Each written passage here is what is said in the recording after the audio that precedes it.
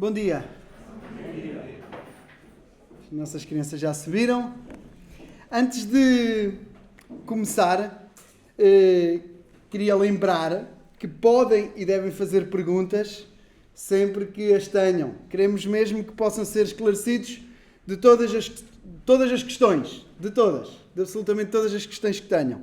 E podem fazer as perguntas pessoalmente, por mensagem ou através destes papelinhos. E podem aproveitar para fazer sobre os mais diversos temas, sobre os temas de sexta-feira, particularmente, até o podem fazer na própria sessão, porque temos tempo para isso.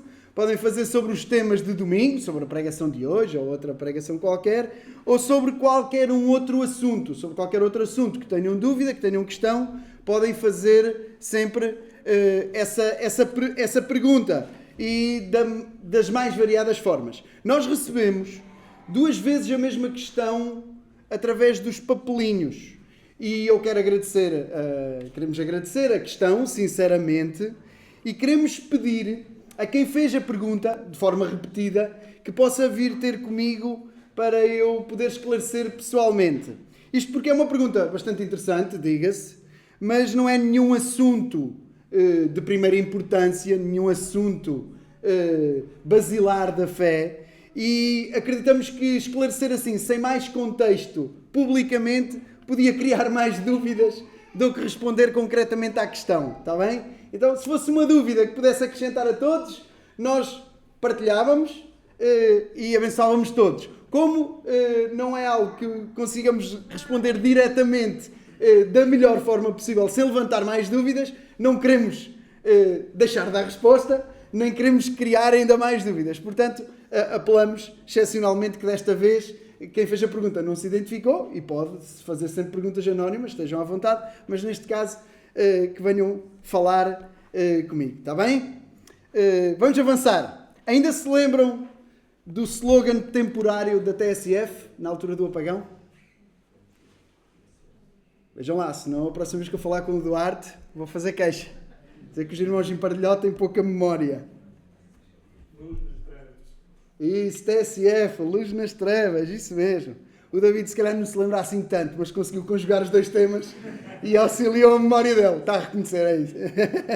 É isso, Luz nas Trevas. Bem, tens melhor memória que eu. Tive que ir ao YouTube ouvir o início da pregação do Duarte para... Eu tinha a ideia que era assim, só que não sabia se era nas trevas, se era na escuridão, então fui ouvir. Então, aproveitar também para referir que podem sempre voltar ao YouTube e ouvir as mensagens que perdem, por não poder estar no culto, excepcionalmente, ou então repetir alguma mensagem, podem ouvir.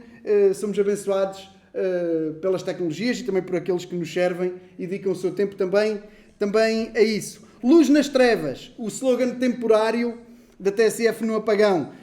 Se calhar alguns de nós já nem se lembram do apagão, não é? Isto passa rápido demais e nós esquecemos, não é? Se calhar esquecemos mesmo muito rápido. Uma coisa que eu ouvi muito nesse dia do apagão e nos dias a seguir foi que já nos tínhamos todos esquecido da pandemia. E é verdade, nós esquecemos rápido. Nós esquecemos muito rápido. Hoje seremos lembrados pela palavra que temos um apagão maior. Há um apagão bem maior, muito maior do que a falta de energia elétrica ou até do que a nossa falta de visão física. Há um apagão maior. Mas também pela mesma palavra nós encontraremos solução. Jesus, aquele que diz no texto que vamos ler, eu sou a luz do mundo. E como nós já cantámos, Jesus é essa luz, a luz do mundo. Hoje vamos falar de visão espiritual sobretudo. E para matar saudades dos escritos de João, já tivemos um culto recheado em João. Nós vamos regressar então mais uma vez a João, ao Evangelho segundo João, ao capítulo 9. E o título da nossa mensagem é Teste de Visão. Para aqueles que estão com saudades dos testes, temos um teste de visão esta manhã. Então, Evangelho segundo João, capítulo 9. Abram a palavra. Evangelho segundo João, capítulo 9. E eu vou pedir a alguém que possa ler, ainda é longo o nosso texto, são 41 versículos, que o possa fazer de pé e em voz alta para todos. Eu creio que já abriram. Quem quiser, pode ler.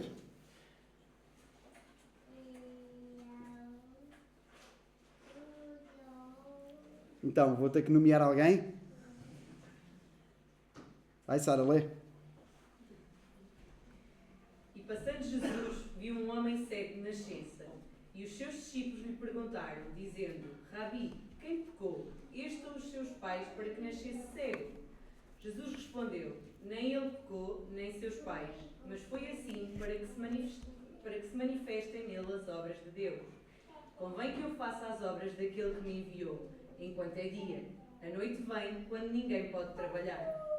Enquanto estou no mundo, sou a luz do mundo. Tendo dito isso, cuspiu na terra e com a saliva fez lodo e untou com o lodo os olhos do cego. E disse-lhe: Vai, lava-te no tanque de Siloé, que significa o enviado. Foi, pois, e lavou-se e voltou vendo. Então os vizinhos e aqueles que dantes tinham visto que era cego diziam: Não é este aquele que estava assentado e mendigava? Uns diziam: É este, e outros: Parece-se com ele. Ele dizia: Sou eu. Diziam-lhe, pois: Como se te abriram os olhos? Ele respondeu e disse-lhes: O homem chamado Jesus fez lodo e untou-me os olhos e disse-me: Vai ao tanque de Siloé e lava-te. Então fui e lavei-me e vi. Disseram-lhe, pois: Onde está ele? Respondeu: Não sei. Levaram, pois, aos fariseus o que dantes era cego. E era sábado quando Jesus fez o lodo e lhe abriu os olhos. Tornaram, pois, também os fariseus a perguntar-lhe como vira, e ele lhes disse: Pôs-me lodo sobre os olhos, lavei-me e vejo. Então alguns dos fariseus diziam: Este homem não é de Deus, pois não guarda o sábado. Diziam outros: Como pode um homem pecador fazer tais sinais? E havia dissensão entre eles. Tornaram, pois, a dizer ao cego: Tu que dizes daquele que te abriu os olhos? E ele respondeu: Que é profeta. Os judeus, porém, não creram que ele tivesse sido cego e que agora visse, enquanto não chamaram os pais do que agora via. E perguntaram-lhes, dizendo: É este o vosso filho que vós dizeis ter nascido cego? Como depois veio agora? Seus pais responderam e disseram-lhes: Sabemos que este é nosso filho e que nasceu cego, mas como agora vê, não sabemos. Ou quem lhe tenha aberto os olhos, não sabemos. Tem idade, perguntai-lhe a ele mesmo, e ele falará por si mesmo. Seus pais disseram isso porque temiam os judeus, porquanto já os judeus tinham resolvido que se alguém confessasse ser ele o Cristo, fosse expulso da sinagoga. Por isso é que seus pais disseram: Tem idade, perguntai-lhe a ele mesmo. Chamaram, pois, pela segunda vez o homem que tinha sido cego e disseram-lhe: Dá glória a Deus. Nós sabemos que esse homem é pecador. Respondeu ele, pois, e disse: Se é pecador, não sei. Uma coisa sei, e é que, havendo eu sido cego, agora vejo. E tornaram a dizer-lhe: Que te fez ele? Como te abriu os olhos? Respondeu-lhes: Já vos disse e não ouvistes, para que o quereis tornar a ouvir. Quereis vós, porventura, fazer-vos também seus discípulos? Então o injuriaram e disseram: Discípulo dele sejas tu, nós, porém, somos discípulos de Moisés. Nós bem sabemos que Deus falou a Moisés, mas este não sabemos de onde é. O homem respondeu e disse-lhes: Nisto, pois, está a maravilha, que vós não saibais de onde ele é e me abrisse os olhos. Ora, nós sabemos que Deus não ouve a pecadores, mas se alguém é temente a Deus e faz a sua vontade, a esse ouve. Desde o princípio do mundo, nunca se ouviu que alguém abrisse os olhos a um cego de nascença. Se este não fosse de Deus, nada poderia fazer. Responderam eles e disseram-lhe: Tu és nascido todo em pecados e nos ensinas a nós? E expulsaram-no. Jesus ouviu que o tinham expulsado e, encontrando, disse-lhe: Crês tu no Filho de Deus? Ele respondeu e disse: Quem é ele, Senhor, para que nele creia? E Jesus lhe disse: Tu já o tens visto, e é aquele que fala contigo. Ele disse: Creio, Senhor, e o adorou. E disse-lhe Jesus: Eu vim a este mundo para juízo, a fim de que os que não veem vejam e os que veem sejam cegos. Aqueles dos fariseus que estavam com ele, ouvindo isso, disseram: Também nós somos cegos? Disse-lhe Jesus: Se fosseis cegos, não teríeis pecado. Mas como agora dizeis, vemos, por isso o vosso pecado permanece. Obrigado, Sara. Este é um episódio fantástico. Um texto belíssimo, cheio de perguntas, cheio de contrastes, cheio de personagens, cheio de movimento. Parece o guião de um filme ou de uma peça de teatro. O texto é longo, facilita porque é uma narrativa, então foi escrito de forma a que, sendo lido, se compreenda. Nós já ouvimos a leitura e bem lido, então conseguimos compreender e também acompanhar nas nossas Bíblias e compreender o que aconteceu. É um texto longo, nós Vamos deixar para trás, certamente, muitos detalhes, mas vamos considerar todo o episódio e vamos, cena a cena, vamos extrair o principal e fazer isso com o propósito de fazer então este teste de visão, um teste de visão espiritual. E vamos então à cena 1, ato 1, cena 1, versículo 1 a 7. O milagre. O milagre. O versículo 1 apresenta-nos as primeiras personagens. Jesus e um cego de nascença. Não um cego qualquer. Não era de menos. Fosse um cego que tivesse tido um acidente ou que tivesse tido uma doença a partir de determinada idade. Mas o texto acrescenta que é um cego de nascença. Um homem que nunca viu. Nunca conseguiu ver. Verá pela primeira vez. Sabemos. Um cego de nascença diante de Jesus. Jesus passa no caminho e vê este homem. Depois aparecem outras personagens, os discípulos que sabemos que estão com Jesus. Os discípulos introduzem o tema do pecado com esta pergunta, que está no versículo 2. Mestre, quem pecou? Este ou os seus pais para que nascesse cego? Era esta a perspectiva. Se havia uma doença, se havia algum mal, se havia alguma dificuldade muito assinalável, certamente seria castigo por causa do pecado cometido. Isto era uma interpretação da lei. Realmente, nos 10 mandamentos, no capítulo 20 do Êxodo, diz que Deus visita a maldade nos pais e nos filhos até à 3ª e 4ª geração. O que é interessante e infeliz é que eles paravam ali, porque o texto continua e nos mesmos 10 mandamentos que diz que Deus visita a maldade até à 3ª e 4ª geração, dizendo que realmente pode haver consequências que atingem outros por causa do nosso pecado. O mesmo texto vai continuar a dizer que Deus faz misericórdia em milhares. Esta parte de fazer misericórdia em milhares era esquecida completamente. Estavam mais preocupados com a 3ª e a 4ª geração. Esta era a perspectiva reinante, a perspectiva que todos tinham. A resposta de Jesus deixa claro que esta não é a forma correta de ver as coisas. Assim, imediatamente, está a correr mal, é pecado. Tem uma doença, é pecado. Tem uma deficiência, ele pecou ou alguém pecou. Esta não é a forma correta. Versículo 3. Nem ele pecou nem seus pais, mas foi assim para que se manifestassem nele as obras de Deus. Ele ser cego não era consequência de nenhum pecado específico. Nem dele, nem dos seus pais. Mas havia um propósito maior naquela deficiência, naquela realidade tão dura. Que era manifestar o quê? Uma oportunidade ao poder e às obras de Deus. Como se vai comprovar logo em seguida. Os discípulos tinham o mestre perto. Mas apesar disso, ainda tinham uma visão muito turva. Em relação às dificuldades dos outros e em relação à manifestação do pecado na vida dos outros. E nós temos que aplicar isso a nós já. Nós temos que aplicar isso já a nós. A nós aqui hoje em Partilhão. Tu, por seres Jesus, por vir já à igreja, aqui é a igreja, por estares aqui, não estás isento de ter problemas de visão. E falo de visão espiritual. Por seres crente, por seres de Jesus, por vir já à igreja, por estares aqui hoje, tu não estás isento de ter problemas de visão. Há muita miopia espiritual entre nós. Há muita miopia espiritual em nós. Precisamos de correção. Nós precisamos de ver através da palavra. Nós precisamos de ver com os óculos da fé. Com os óculos da palavra para vermos bem. Estes dias fui a 2 consultas de oftalmologia. Primeiro com a Priscila, depois com o Tiago. E quem usa óculos e tem miopia sabe. Fazem-se aqueles testes, depois colocam-se aqueles óculos. Quem vê de fora é espetacular. Aqueles óculos, depois cai uma lente, depois outra lente. E à medida que se colocam lentes e tiram lentes, vê-se melhor, vê-se pior. Bem, eu, graças a Deus, para já vejo bem. Hoje com telemóveis e televisões toda a gente, mais tarde ou mais cedo, vai acabar sempre por usar óculos, mais não seja para ler, mas para já não conheço essa realidade de estar ali com aqueles óculos, quase parece uma máscara, e depois colocam uma lente, outra lente. Eu assisti aos meus 2 filhotes a colocação das lentes para perceber que miopia é que tinham e que lente é que era adequada, e como é que conseguiam ver ou não. Nós precisamos do mesmo. Não são lentes para visão física, mas precisamos de passar os olhos e a alma pela palavra para, agora estou a ver melhor, que se calhar estava precipitado quando achei que aquilo na vida do meu irmão era uma coisa muito má que estava a acontecer, que de certeza que era pecado, e afinal não é. Além disto, todos os outros temas que temos tantas vezes dificuldades de enxergar, de ver da maneira correta. Nós precisamos de colocar os óculos da fé, os óculos da palavra. O mal que acontece na vida dos outros não é obrigatoriamente resultado de pecado específico, ou de uma vida de pecado, ou de uma vida sem fé.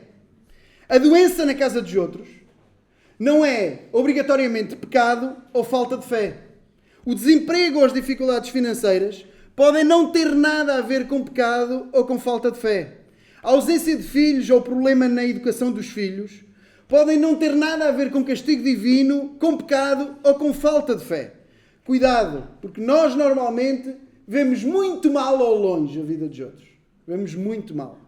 Eu não estou a dizer que não existem consequências para o pecado. Claro que existem. E algumas delas podem até ser bem visíveis e manifestarem-se nestas áreas. Mas é bem diferente assumir logo que se algo está a correr mal, então certamente é pecado.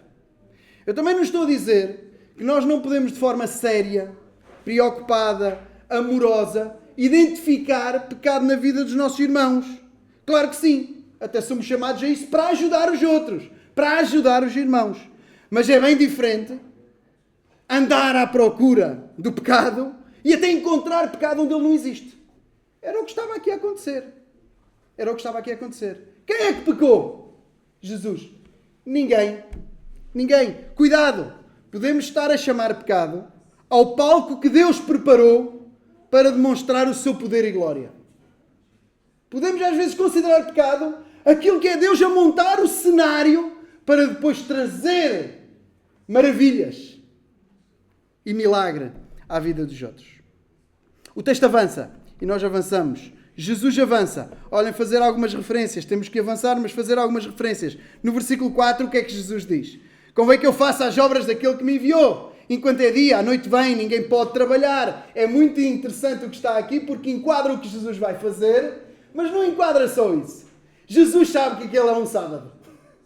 E Jesus sabe que vai trabalhar. E Jesus de propósito escolhe curar aquele homem fazendo barro, fazendo lodo. Não deve ter feito uma grande quantidade, porque era só para pôr um bocadinho de pomada nos olhos daquele homem. Mas, para os judeus, isso era trabalhar. Jesus está já a introduzir. Sim, eu vim para trabalhar. Trabalhar enquanto é dia. Fazer a obra daquele que me enviou. E no versículo seguinte, Jesus diz: enquanto eu estou no mundo, eu sou a luz do mundo. Eu sou a luz do mundo. Isto lembra-nos claramente os textos que nós já lemos com o Berto e com o David, que já foram referidos. João tem este propósito de falar de visão espiritual e de apelar a Jesus como aquele que é a luz do mundo e a fonte da luz verdadeira. Aquele que pode dar verdadeira vista, verdadeira visão espiritual. E neste caso Jesus vai dar mesmo visão física. Eu sou a luz do mundo. Ele avança para o versículo 6. E, tendo dito isto, eu sou a luz do mundo, o que é que ele faz? Cospe na terra e com a saliva que cai no pó, ele o que é que faz? Faz lodo, que coloca nos olhos do cego. É muito interessante esta receita de aquilo que se diz e aquilo que sai da boca e o pó. Lembra-me já alguma outra coisa? Esta mesma receita da palavra de Deus, aquilo que sai da boca de Deus e o pó. É alguma receita conhecida? Há alguma receita que vocês conheçam? Está em que livro esta receita? Está em Gênesis, é a nossa receita, é a receita da construção do ser humano. Quando sai da boca de Deus, façamos o homem à nossa imagem, conforme a nossa semelhança. E do pó da terra, diz-nos Gênesis 1 e 2, o homem é criado, está ali, o Criador. Todas as coisas foram feitas por Ele, diz João 1, nós já lemos, e sem Ele nada do que foi feito se fez. Está ali o Criador que com a mesma receita, a sua boca e o pó, vai voltar a dar vista, vai recriar vista de alguém que nunca viu. Eu à frente posso me enganar e dizer curou. Também é cura. Mas que é mais do que cura? Ele nunca viu. É recriada a visão. É recriada. Uma receita que nós conhecemos. João está sempre a fazer esta ponte com o Antigo Testamento. Particularmente com a lei de Moisés. E depois ainda temos o versículo 7. Depois de lhe colocar então esta pomada especial feita pelo próprio Jesus, nós podemos pensar que estranho, curá-lo, não me bastava dizer vê. Mas Jesus quer nos dar uma lição aqui. Ele é o Criador. Ele é a luz do mundo. Ele é a nossa luz. Ele é o Criador dos teus olhos. Dos meus olhos. E aquele que recria a visão naquele homem. Versículo 7. Ele recebe uma ordem interessante. Vai e lava-te no tanque de Siloé, que significa enviado. E ele foi, lavou-se e voltou a ver. E Siloé pode nos passar aqui despercebido. O tanque de Siloé é interessante que o próprio cego depois repete. Explica como é que passou a ver. Mas é muito interessante uma ponte. Não temos tempo para ir lá, mas também com Isaías. Porque há aqui um contraste que antecipa também o que vai acontecer a seguir. Porque em Isaías 8, o que é que diz? Diz que Israel rejeitou as águas que correm mansamente em Siloé.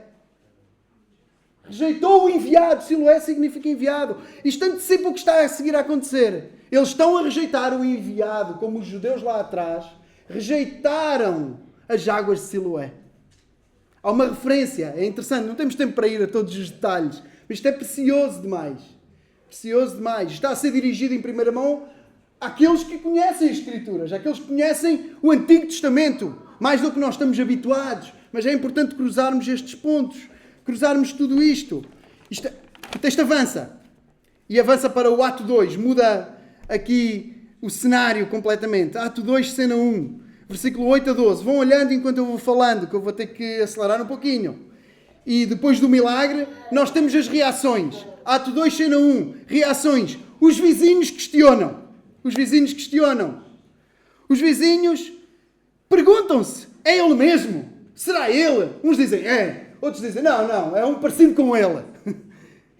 Mas o que é que ele diz no versículo 9? Sou eu mesmo. Não há ninguém parecido comigo. Sou o mesmo, versículo 9. E no versículo 10 pergunta-lhe: como é que isso aconteceu? Por outras palavras, como é que se te abriram os olhos? Como é que isso veio a acontecer? E ele conta uma primeira vez. Jesus fez lodo, aplicou-me nos olhos, disse para me lavar no tanque de Siloé. Eu fui, lavei-me e vi. Onde é que ele está? Versículo 12. Não sei. Não sei onde é que ele está. Os vizinhos ficam incrédulos, ficam maravilhados e questionam-se. Avança o texto. Ato 2, cena 2. Ainda nas reações, os religiosos questionam. Versículo 13 a 17. Levaram este homem aos fariseus. Os fariseus são os líderes religiosos daquele tempo. E aquele homem que antes era cego e agora vê, é levado aos fariseus. Os líderes religiosos vão questioná-lo.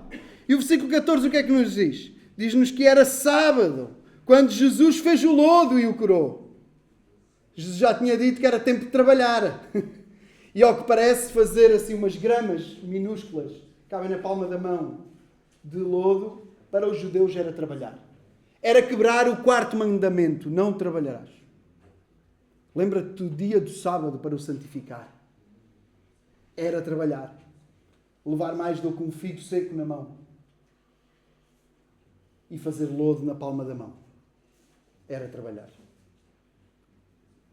Estamos a falar de visão espiritual. Parece-vos que fazer lodo na palma da mão é quebrar o mandamento do descanso? Parece-me.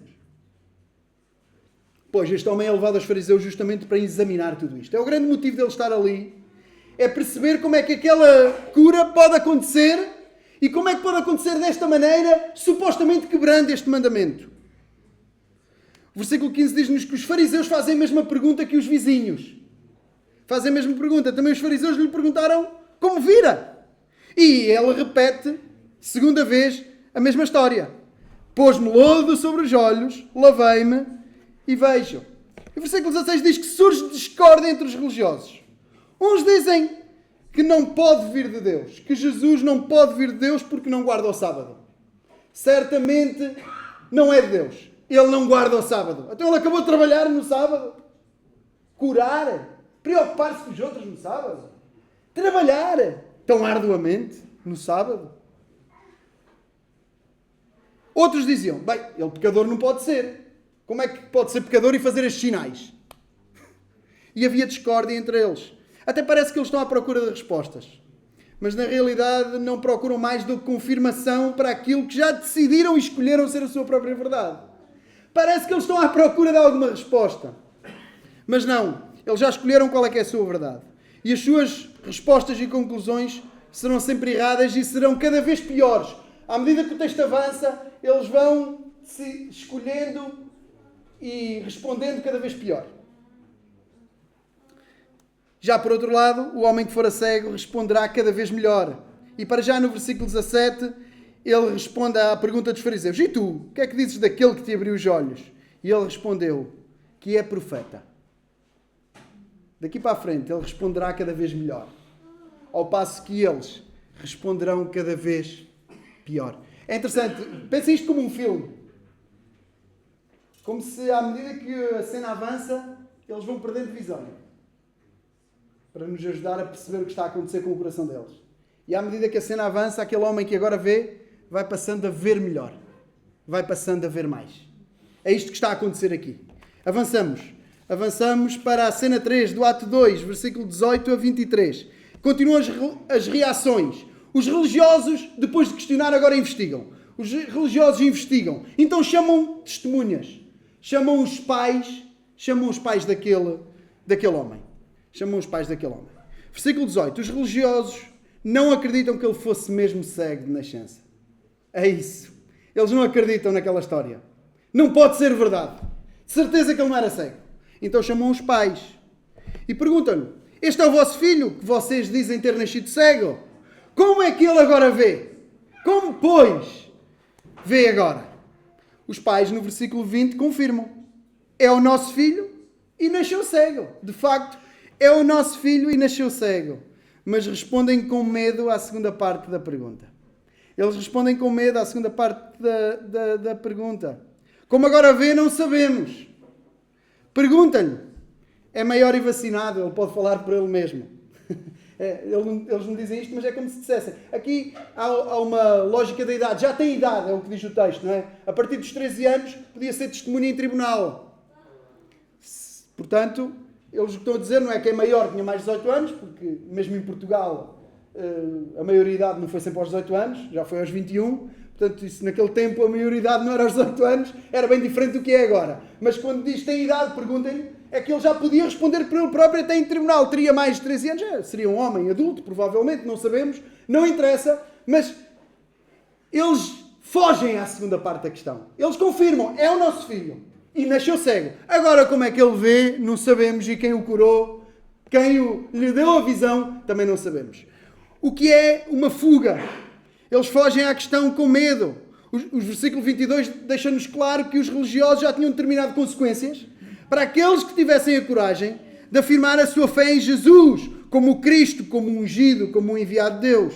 E estes, os pais dele, com medo de serem expulsos, de perderem contacto com a sinagoga, de perderem a sua vida religiosa, de perderem também a sua vida social, que também era disso que se tratava, de perderem esse contexto todo de comunidade. Eles, com medo dos religiosos, dos fariseus, eles fugiram à questão mentindo. Não sabemos como é que ele vê agora. Nem sabemos quem é que fez isso. Eles têm medo.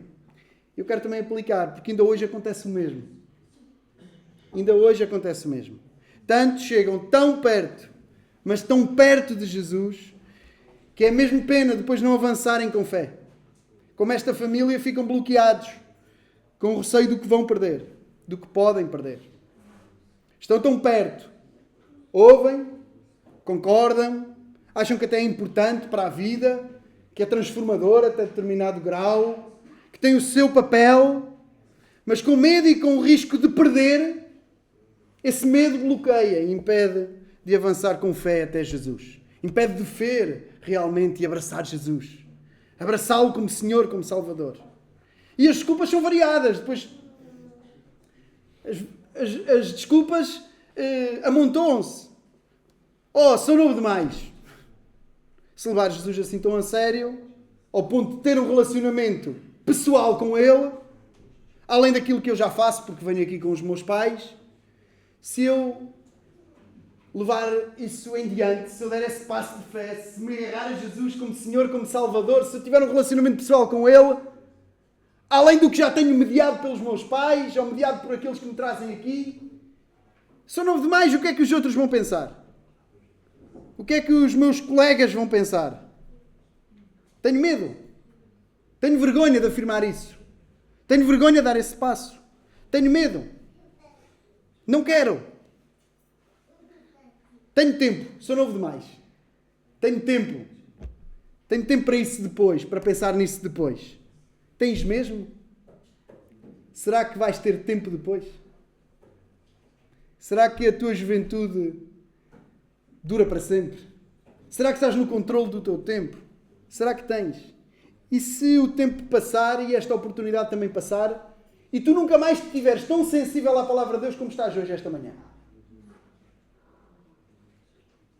E se nunca mais tiveres um dia em que estás tão sensível à palavra de Deus como hoje, estás a apontar para a frente, ainda sou novo, depois penso nisso. E se esta vontade pela palavra de Deus, esta atenção à palavra de Deus, se este apetite pela palavra de Deus desaparecer e tu nunca mais fores tão sensível como estás a ser hoje, que me consegues ouvir com atenção. E se o teu tempo acabar? Porque jovens, crianças, adolescentes também morrem. E se o teu tempo acabar? Ou se simplesmente este desejo desaparecer? Se calhar não és novo demais. Se calhar este é o tempo. Já tens idade, quero pegar nas palavras dos pais, mas usá-las bem, não para me desculpar, mas para te desafiar. Já tens mais de 13 anos? Já tens 13 anos? O que é que te impede? Não és novo demais. Mas já algo completamente oposto também pode surgir como desculpa. Sou adulto demais. Sou adulto demais para levar Jesus assim tão a sério. Para me envolver num relacionamento pessoal com Ele. Sou adulto demais. O que é que os outros vão pensar? O que é que os amigos que me conhecem há tanto tempo? O que é que a família que me conhece desde sempre vai pensar? O que é que os colegas de trabalho que estão comigo todo o dia, toda a hora do dia útil de trabalho, vão dizer quando eu assumir esse compromisso com Jesus? Tenho medo do que possa perder. É quase como se estivesse a negar todo o meu passado. É quase como se estivesse a perder tudo o que eu construí até aqui. A negar tudo o que eu sou. Se calhar já não vou a tempo. Sou adulto demais para isso. Se calhar já não é para mim. Claro que vais a tempo. E hoje é o dia. Hoje é o dia aceitável. Claro que vais a tempo. E que o medo não te bloqueie e não te engane. Porque perder, ao contrário do que o medo nos incute, supostas coisas que podemos perder é perder Jesus. Isso sim é perder tudo. Perder Jesus é que é perder tudo. Até a própria identidade. Às vezes queremos preservar a nossa idade, somos novos demais, temos tanta coisa para construir, tantos desejos, tantas coisas para fazer, ao contrário do que os pais dizem e pensam, que parece que abraçar a fé é ir contra a nossa identidade. Não, o que nos rouba a identidade é justamente afastar-nos de Jesus. Ele é o autor. Às vezes somos adultos e não queremos apegar-nos e agarrar-nos a Jesus com o braço todo, com os braços todos, porque temos medo de que algo nosso seja roubado. Mas é justamente quando nos afastamos que perdemos identidade. Acabamos a ser mais um como qualquer outro, que faz igual a qualquer outro, sem propósito, sem felicidade, sem alegria, sem realização, sem esperança. Tudo isto é perder identidade, é perder aquilo que nós temos intrínseco e que queremos para nós. Jesus nunca te rouba nada. Jesus quer tudo o que tu és e tudo o que tu tens. Quer-te a ti. Mas não é para te roubar. É para te dar. É para te dar. Que o medo não te bloqueie, que não te engane, independentemente se és adulto demais ou se achas que és jovem demais. Ficar sem Jesus é que é perder. E é perder tudo. Vamos avançar. Temos que avançar. Ato 2, cena 4. Ainda nas reações. Os religiosos decidem não acreditar. Os religiosos decidem o que já tinham no seu coração. Decidem que não é para acreditar naquilo. Não é para acreditar naquilo que lhes tira tanto do seu fanatismo, da sua maneira equivocada de ver os outros e de ver Deus e de ver a lei de Moisés. Versículo 24 a 34, ato 2, cena 4. Versículo 24. Os religiosos chamam-no outra vez. E dizem, olha, dá glória a Deus. Nós sabemos que esse homem é pecador. Chamam-no e dizem-lhe isto. Como se estivessem a dizer, olha, tiveste sorte. Olá, tu tiveste sorte. Tu agradece a Deus. Porque esse homem não é dos bons. Esse homem que te pôs isso nos olhos podia ter feito muito mal. É o que eles estão a dizer a Jesus. Olha, cuidado com essa pomada que a médica não receitou e que nem compraste na farmácia. Que essas coisas feitas aí por qualquer um que não anda aqui na sinagoga connosco. Nem andou aqui nas escolinhas dos seus doutores todos. Do senhor fariseu A, do B, do C. Desde o tempo lá do fundador desta grande sinagoga. É o que lhe estão a dizer. Olha, dá glória a Deus. Tu agradeces a Deus. Tu vês é um milagre. Tu vês é um milagre. Porque esse homem é mau. Esse homem está cheio de pecado. Esse homem está cheio de pecado. Tiveste sorte. Podemos dizer nós com a nossa linguagem de hoje. Quando só se anda à procura de pecado, termina-se nisto. Até se encontra pecado onde ele não existe. Vejam lá que estes homens conseguem encontrar pecado em Jesus. Quando se olha para os outros, a dizer, está-te a correr mal a vida. É porque tens pecado. De certeza, está-te a correr mal, só pode ser feita a geneira da grande. Quando se anda assim à caça do pecado, sem ser para ajudar ninguém, sem ser para resolver, para colaborar, para abençoar, acaba-se aqui, a encontrar pecado onde ele não existe. E vejam lá, o cúmulo disto são os próprios fariseus, que conseguem encontrar pecado em Jesus. Para eles estão sempre certos. Até Jesus pode ter pecado. Eles é que não. É o que está no texto. É o que está no texto. Versículo 25. Aquele que agora vê, aquele que era cego responde, olha, se é pecador ou não, eu não sei. O que eu sei é que eu era cego e agora vejo. Os religiosos voltam a perguntar, versículo 26, como é que ele te fez isto? Como é que ele te abriu os olhos? E é interessante a resposta do homem que foi curado por Jesus. Eu já vos contei. Para que é que eu vou repetir? Será que vocês também querem ser discípulos dele? Ele percebe. Ele cada vez está a ver melhor. E eles cada vez estão a ficar mais cegos. Para que é que eu vos vou contar outra vez? Eu já vos contei. Vocês não acreditam? Vamos contar para quê? Vocês querem ser discípulos dele. E eles ofendidos, afrontados, respondem no versículo 28 com injúria. Discípulo dele sejas tu. Nós somos discípulos de Moisés. Nós sabemos que Deus falou através de Moisés. Este nem sabemos de onde é. Não temos tempo, mas aqui o texto está cheio de sabemos. O que chega a ser irónico, porque eles não sabem coisíssima nenhuma. Mas o texto repete sabemos. Não temos tempo para esse pormenor todos. Mas chega a ser irónico. Eles não sabem coisa nenhuma, mas fartam-se de dizer que sabem. Será o homem a quem Jesus curou que os vai ensinar. Será o homem a quem Jesus deu visão que os vai ensinar. Versículo 30. Respondeu-lhes. Nisto depois está a maravilha. Vocês não sabem de onde é que ele é e ele abriu-me os olhos.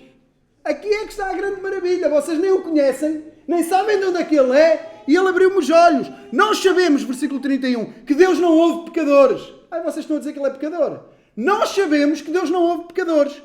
Mas se alguém é temente a Deus e faz a sua vontade, esse ouve.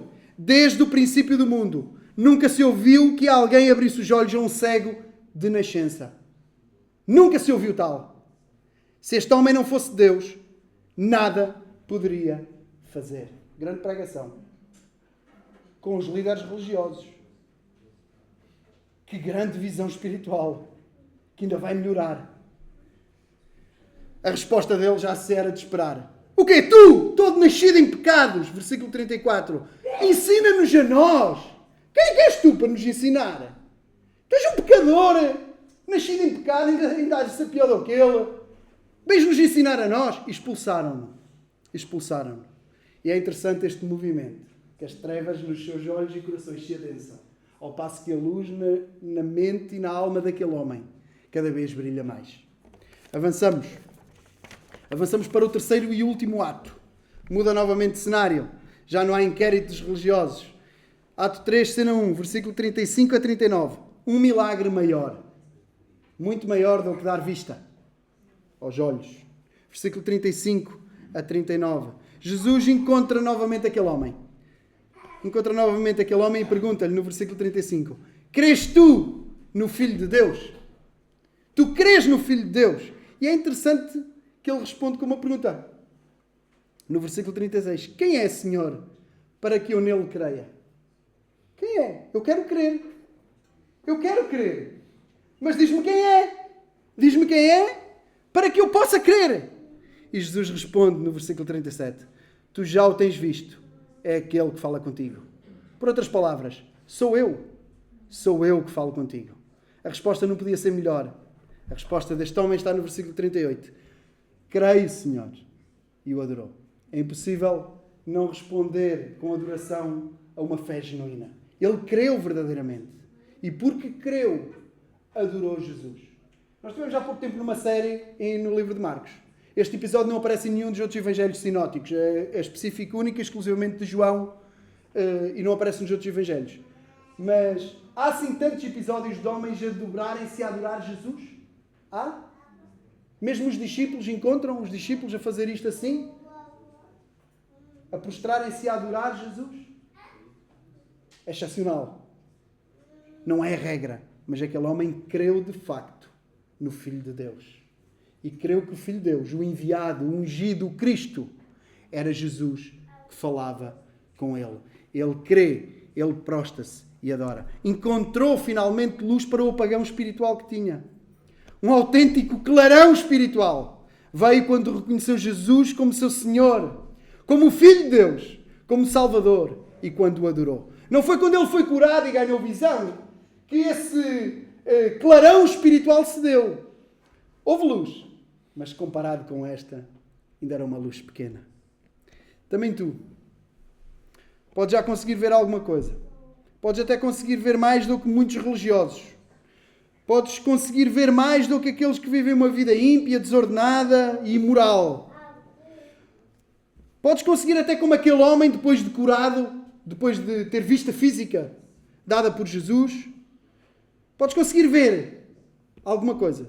Mas enquanto não vires Jesus como Senhor, como Salvador, enquanto não o reconheceres como teu Senhor, como teu Salvador, enquanto não o reconheceres como Filho de Deus e não o adorares, tu não estás a ver completamente e não estás a ver realmente. Tu podes já ver muita coisa. Eu não acredito que não haja aqui uma única pessoa que não veja alguma coisa. Até no sentido espiritual. Não acredito, não há aqui ninguém, tirando os bebés mesmo.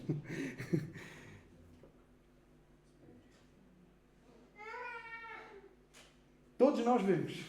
Eu não acredito que exista aqui alguma pessoa que tenha zero, que não veja mesmo nada. Espiritualmente falando. Mas enquanto tu não vires Jesus como Ele é, o Filho de Deus, o teu Senhor, o teu Salvador, enquanto não o adorares, tu não estás a ver verdadeiramente. Tu não estás a ver completamente. Além dos discípulos, nós encontramos aqui 3 grupos de pessoas. Dos discípulos já falámos. São 4 grupos. Encontramos aqui 3 grupos de pessoas. Os religiosos, que de trevas conseguem ainda tirar trevas maiores. Eles, de vendo mal, conseguem caminhar para terminar a ver ainda pior. Os pais daquele homem que nasceu cego, que têm medo diante da pressão dos religiosos e das ameaças daqueles homens que pressionam todos aqueles que ousam afirmar fé e afirmar seguir Jesus. E o homem que era cego, a quem Jesus dá visão, e que termina vendo o mais importante, vendo que Jesus é a luz do mundo. Existem diferenças substanciais entre estes grupos de pessoas. Existem diferenças substanciais entre estes 3 grupos de pessoas. E tem a ver com a forma como olharam para o milagre. E isto é importante porque nós muitas vezes focamos no milagre e queremos o milagre como o prémio. Quando o prémio é ter Jesus. Eu não devia propriamente dizer isto porque nem todos ouviram a mensagem do Samuel. Eu não quero mudar propriamente o fio condutor. E para quem não ouviu a mensagem não se apercebe o mesmo. Mas, resumindo muito, o Samuel está no hospital internado. Foi diagnosticado um linfoma. E ontem, ao ouvir a mensagem dele, o que me impressionou é que ele vê Jesus. Ele não está tão preocupado assim com a cura. E queremos que Deus lhe pode dar e vai dar, se Deus quiser. Mas o que mais me impressiona é que ele vê Jesus. Isso é o maior milagre. O milagre não é ele ser curado ou não, porque há muitas pessoas que não têm fé nenhuma e são curadas. E claro que nós acreditamos que Deus vai curar e que pode curar e queremos que Deus cure. E vamos interceder para que isso aconteça. Mas o maior milagre não é ele estar a confiar que Deus vai curá-lo.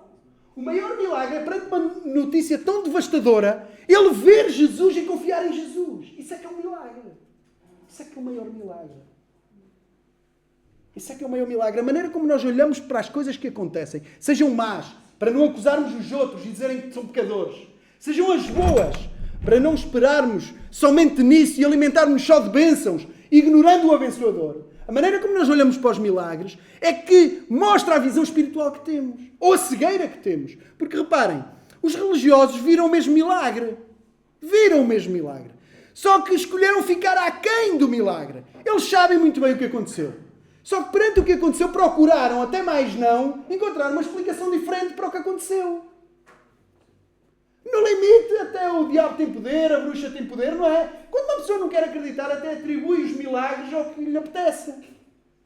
Se uma pessoa não quiser ver um milagre, não vê.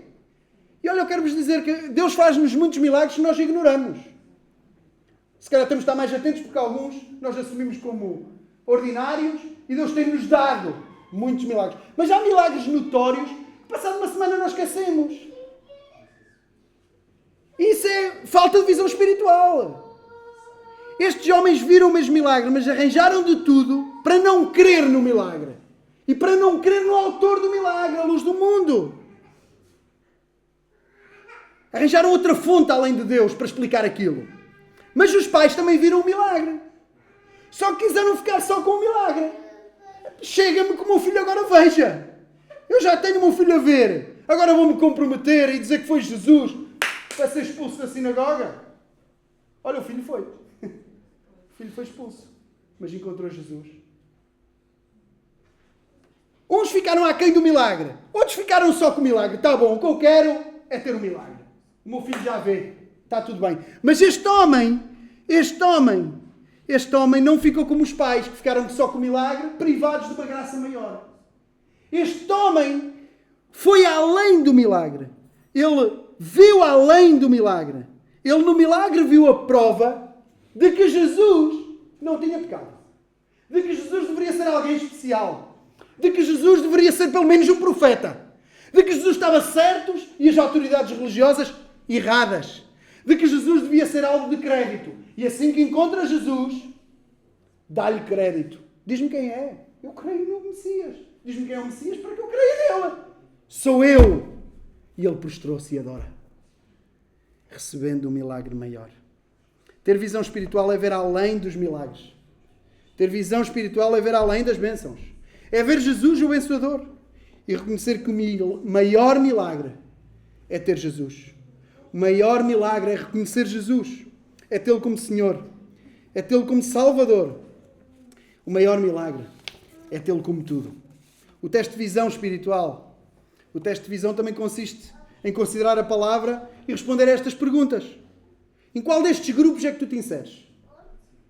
Em qual destes grupos é que tu te inseres? Esta, sem dúvida, é a principal pergunta a ser respondida. Em qual destes grupos é que tu te inseres? Naqueles que procuram explicações e procuram uma forma de fugir à verdade de que Deus encarnou e fez homem em Jesus para trazer luz a todo o que nele crê? Em que grupo é que te encontras? Daqueles que querem explicações para recusar a verdade do Evangelho? Querem encontrar uma forma de justificar e desculpar a fé? Ou naquele grupo representado por este homem que é curado por Jesus? Que abraça Jesus pela fé e reconhece que Ele é o Filho de Deus, o Salvador e a luz do mundo. Há uma outra pergunta importante a ser feita e ser respondida. Em que caminho é que estás? Tu estás num caminho em que vês e vês cada vez melhor, vês e vês cada vez mais, colocas mais lentes pelo oftalmologista divino, que é o Espírito Santo, através da lente da Palavra de Deus. Estás num caminho em que vais vendo mais e mais e mais espiritualmente, ou estás num caminho em que tu cada vez vais vendo menos? Porque é importante responder a esta segunda parte também. É importante demais responder a esta segunda parte também. Versículo 39 diz-nos Jesus o seguinte. Faz como que o resumo de tudo o que falámos e de tudo o que acontece neste episódio. Eu vim a este mundo para juízo. a fim de que os que não veem, vejam, e os que veem sejam cegos. Jesus sintetiza assim, a dirigir-se àquele homem, tudo o que acabou de acontecer. Eu vim a este mundo para isso mesmo. Para que os que não veem, passem a ver. E aqueles que veem, fiquem cegos. Isto introduz-nos a última cena. Cena 2 do ato 3, versículo 40 e 41. Ainda havia ali fariseus por perto, sempre perto para te fazer tropeçar Jesus e para ver o que é que estava a acontecer. Estavam lá os fariseus e disseram: também nós somos cegos? Estás a dizer que nós também somos cegos? E é muito interessante o que Jesus diz. Se vocês fossem cegos, não tinham pecado. Mas agora, como vocês dizem que veem, o vosso pecado permanece. É interessante como o texto termina exatamente no mesmo tema onde começa. Só que de forma inversa. Jesus já não aparece para absolver, para dizer, não, ele não fez pecado nem os pais. Aqui aparece justamente ao contrário. Jesus a dizer, vocês estão a dizer que não, estão a dizer que veem, o vosso pecado permanece. Ele não tinha pecado, mas vocês têm. Faz a ponto de um sítio ao outro, do princípio ao fim do texto, falando de pecado. Jesus responde de forma contundente, nesta última cena, um aviso solene. Também nós estamos cegos? Dada a vossa insistência em dizer que sabem, que veem, o vosso pecado permanece e é da vossa inteira responsabilidade. Não são inocentes. Vocês não são inocentes. É com este mesmo aviso que eu quero terminar. É com este mesmo aviso solene das Escrituras que eu quero terminar.